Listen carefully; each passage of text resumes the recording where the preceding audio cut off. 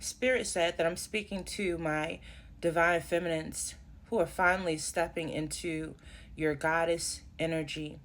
I'm hearing your goddesshood, your queendom. That's right. It is a certain energy. It's also a decision. It's a decision to stop accepting the bare minimum. It's a decision to stop allowing yourself to be emotionally and mentally manipulated. It's a decision to choose yourself. Spirit said that I'm speaking to a collective of divine feminines who finally see clearly. You see through the illusion that you yourself were placing yourself in. That's right, because a true goddess, she doesn't point the finger. She takes accountability for her actions and those things in which she herself refused to see. But I'm speaking to a collective who is now ready to see themselves, who is ready to see the world clearly, and who is ready to accept what they truly deserve. Spirit said, congratulations. Welcome to the big leagues. Okay? It's giving big goddess energy. That's right. Now, let me tell you a few things about a true goddess. She knows her worth. Therefore, she does not chase anything, especially a man. She is not waiting around on a man to choose her. She is not waiting around on a man in order to realize her worth and her value, because a goddess knows I'm a fucking goddess. Okay? So you're not waiting for the world to validate you. I'm hearing you're not even waiting for your external environment to change in order for you to know your value and your worth. You simply move around. If the environment doesn't align, you change your surroundings. You change the scenery. You don't wait for the scenery to change. It's giving you know your worth. And when people refuse to meet your standards, to match your energy, you simply remove yourself. A true goddess is not concerned with trying to change people. No. She allows people to be exactly who they are. She allows people to show her their true colors, and then she acts accordingly. She does not lower her standards. She does not lower herself. She does not compromise her boundaries based on how other people choose to show up in the world.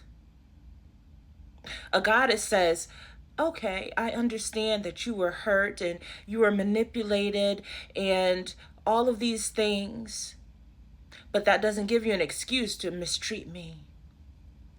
I understand that you were abandoned, that you also grew up in a narcissistic household, that you were with narcissistic partners who gaslighted you and who love bombed you and who didn't appreciate you, but that does not give you permission to mistreat me, to disrespect me.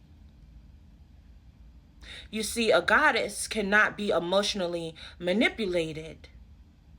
She's not walking around feeling sorry for people, because she understands that everything is calculated. Everything is a decision.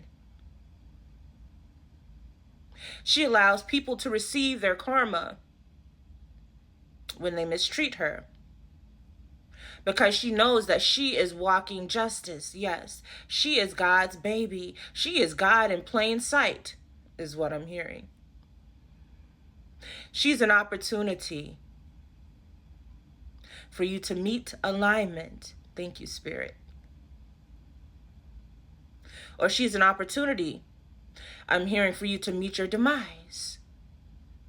It's up to you. It's a choice. So do not feel sorry for people when they choose to misunderstand you, to manipulate you, to abandon and to neglect you. It was a choice. So you do not need to coddle anyone.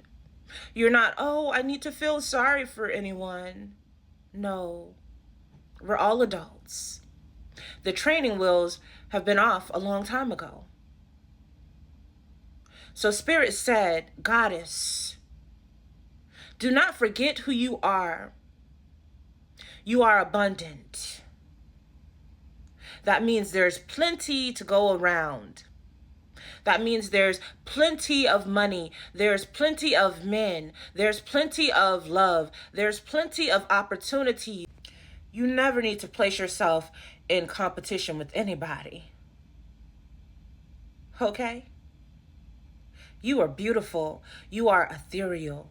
You are multidimensional. You are one of a kind. You are not to be played with. You are not to be played over. You are not to be tampered with. You are fragile. So they need to handle you with care. Otherwise, they can move the hell on. And don't you feel bad about that. Don't you feel any guilt. Because they didn't feel bad when they were mistreating you. When they were gaslighting you. When they were love bombing you. When they left you alone at night, crying in your pillow, when only God can hear you and wipe away your tears. Do not forget that in this season, Spirit is saying.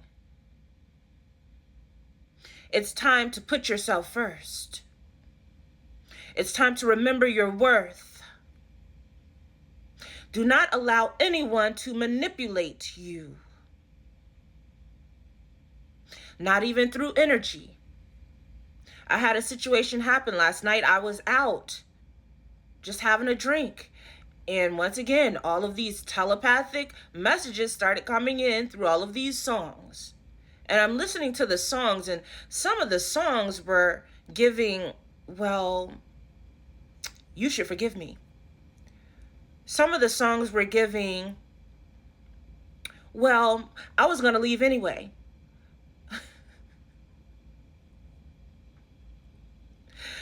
The songs were giving, I want you to feel guilty. I want you to be in regret.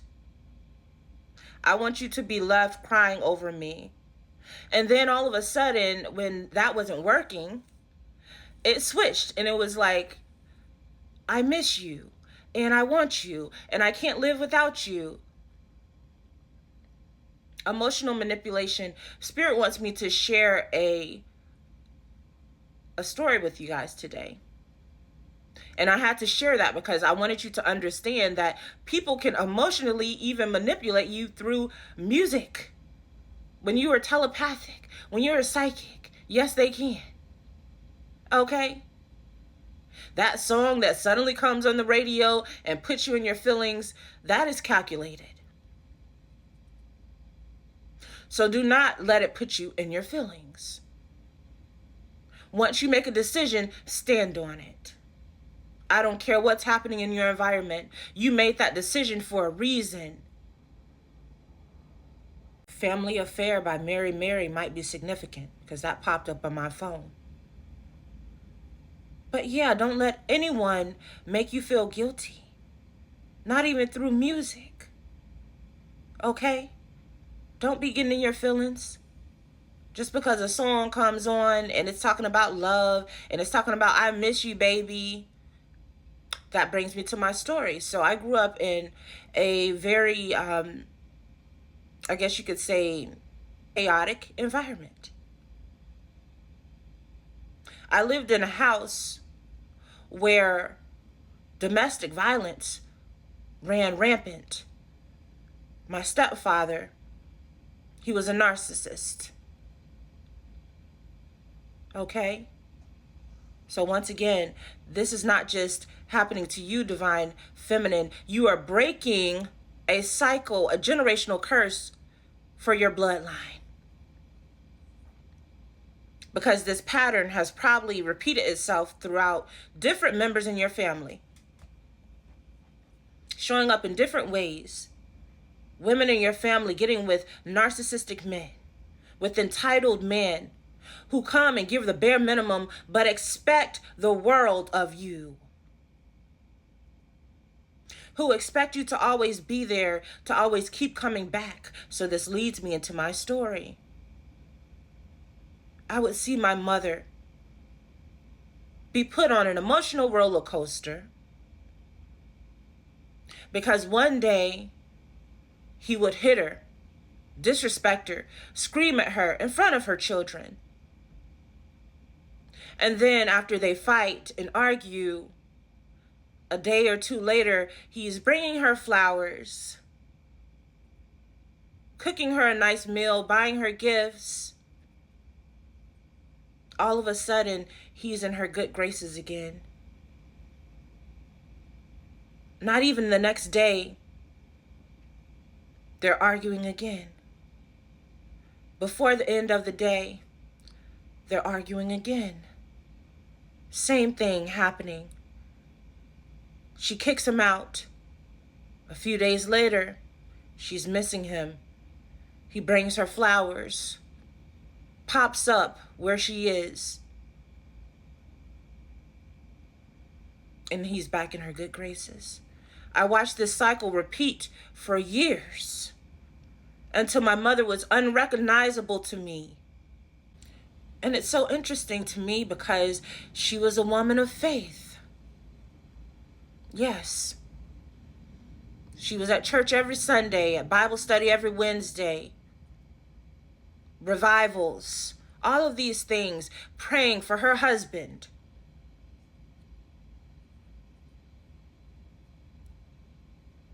Spiritual bypassing. It takes place in the religious community. It also takes place in the spiritual community. How does it show up in the spiritual community? This divine counterpart, twin flame journey. Oh, this is my divine counterpart. This is my husband.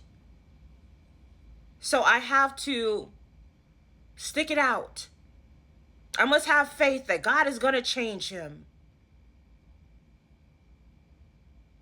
Praying and hoping and manifesting. This man, as though there are not millions of other options available to you. It is lack. It is a frequency of lack. This is the best that it can get from me. I have to sit here and I have to put up with this abuse because this is the best that it's going to get. Somehow I deserve this. God wants me to stick it out, to be strong for him, to stand in the gap. That's what she used to use all the time. I need to stand in the gap for him. Meanwhile, he's hitting her while she's pregnant with my little brother, cursing her out and disrespecting her in public, sometimes even on church grounds, making a fool out of her, to the point where my family gave up on her. Because when the abuse would get so bad, she would run to them for a place to stay. I went to many shelters. We stayed at many shelters throughout my childhood. Running in fear. Many times this man would literally try to grab the wheel and run us all off the road because he was crazy. Because he wanted to make a point. Because he was arguing with my mother with no regard for her children. Now, 4 of my mother's children belonged to him. But he was willing to take them out right along with me and my sister who did not belong to him. He didn't care. There was a time when he even kidnapped his own children in order to prove a point.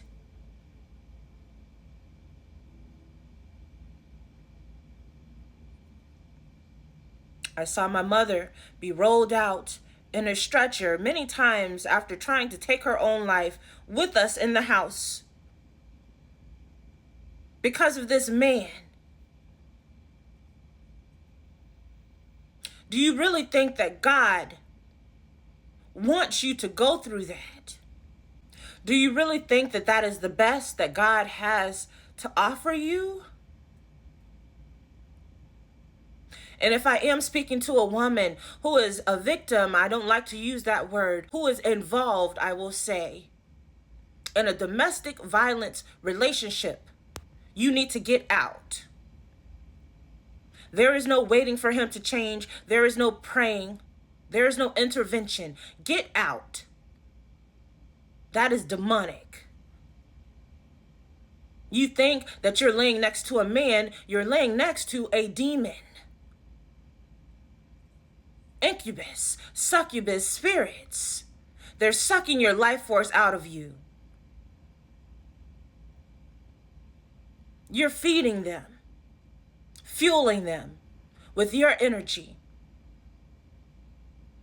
With all of those highs and lows, they're sucking the life force energy out of you. And I saw my mother give up on her dream. She was a completely different woman before she met this man. If I'm not mistaken, she was in her 20s. Her whole life ahead of her. Beautiful woman, stylish, and everything changed. She stopped wearing makeup. She stopped dressing up. She stopped showing up. Instead of thriving, she began to start surviving. Because now she had 4 kids that she was taking care of by herself because he didn't even pull his own weight.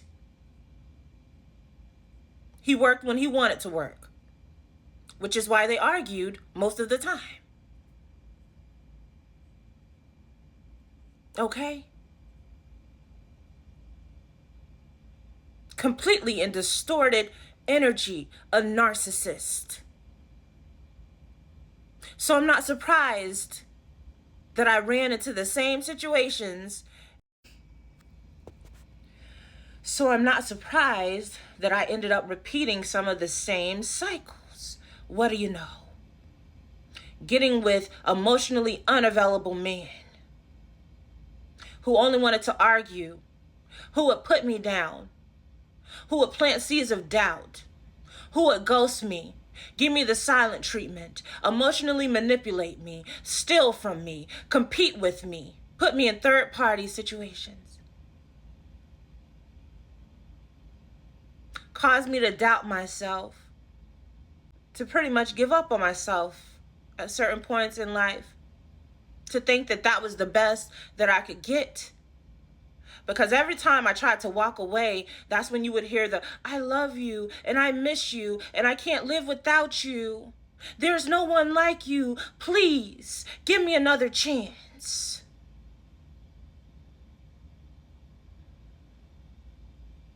That was those flowers that my stepdad would bring to her after beating her, abusing her, leaving her crying. Sometimes she would lock herself in the room for hours, and I would have to take care of the kids. And I saw all of this behavior being perpetuated. And somewhere inside of me, I learned that you have to stick it out. You have to pray. And don't even get me started with her using the Bible to justify her staying. I remember one time she even went to the pastor to ask, Pastor, would God forgive me if I were to leave? And because the pastor told her, well, it's adultery if you get married again, she stayed in that relationship. BS. I wanted to say the other word, but I'm going to keep it cute. Straight BS. Manipulation. God would not want you to stay in a marriage, to stay in a relationship where you are not being appreciated, where you are not being filled and felt and seen and heard and respected. That was distorted feminine energy. That's what they wanted us in. I'm hearing patriarchy. And you know what I'm seeing? I'm seeing Alexander the Great. So, my loves, let's go to the scriptures. Okay? Because I want you to understand why my mother was so conflicted about staying in a relationship, and why the pastor of her church at that time misdirected her, misaligned her. Mark 19, verse 8. Jesus replied, Moses permitted you to divorce your wives because your hearts were hard. But it was not this way from the beginning. I tell you that anyone who divorces his wife, except for sexual immorality, and marries another woman, commits adultery. Let me repeat that. Except for sexual immorality. So once again, you see how that could be very conflicting. So if you don't have proof that he's cheated on you or that he's sleeping with animals, then you have to stay with him. That's what the Bible is saying here. Do you know this is why so many people, I'm hearing Catholics, they stay in these abusive relationships. Muslims, they stay in these abusive relationships because of a Bible. Understand, these Bibles were written by people. I'm hearing Alexander the Great. I'm hearing the Macedonians. I did my research. I need you to go and do your research. I'm hearing the Council of Nicaea. I didn't know Spirit wanted me to go here, but baby, I've done my research. You see, my journey started with being a conspiracy theorist because I like to fact check. I don't take people's word for things. I go and do my own research. But let me show you something else. So since y'all be thinking that I be lying, I pulled it up on the internet for you. Who started marriage? You see that, okay? I'm missing the T, but it's okay. Google understands. It says no single person invented marriage.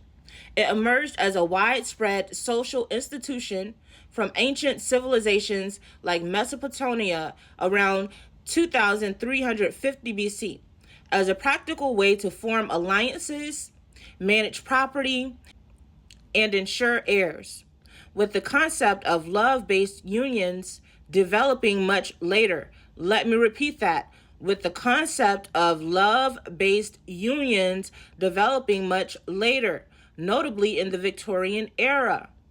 Before formal marriage, early human groups had looser family structures, but settling down led to a need for stability, making marriage a cultural universal for economic and social order. There you have it. Okay? And now I'm thinking of arranged marriages. So even in Africa, if you want to argue that, they had arranged marriages. In India, they had arranged marriages. It wasn't really about if I love this person. Okay? And I'm not saying that you should be against marriage. I'm saying make sure that you're married for the right reason. Not because you feel obligated. Not because you're trying to follow societal norms. Not because of peer pressure from your family making you feel bad.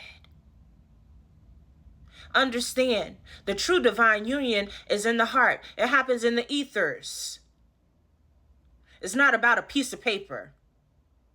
That's all legalities. That's all business. Understand that. It's all business. They just told you that. So take all of this off the pedestal. I need to be married. He need to marry me. Is he worthy of marrying you? Is he worthy of your time?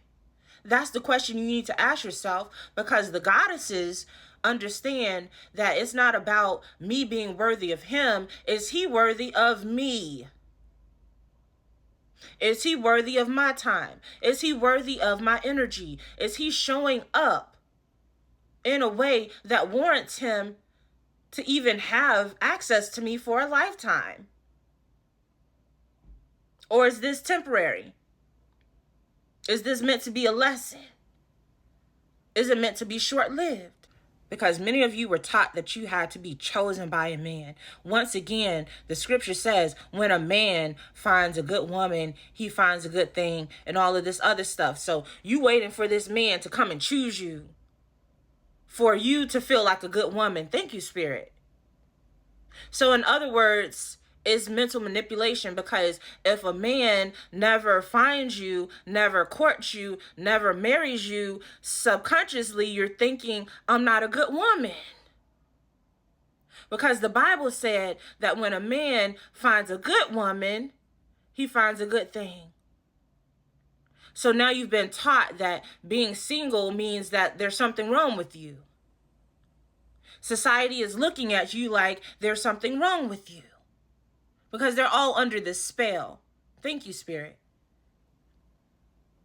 I didn't even know that we were going here, but we're going here.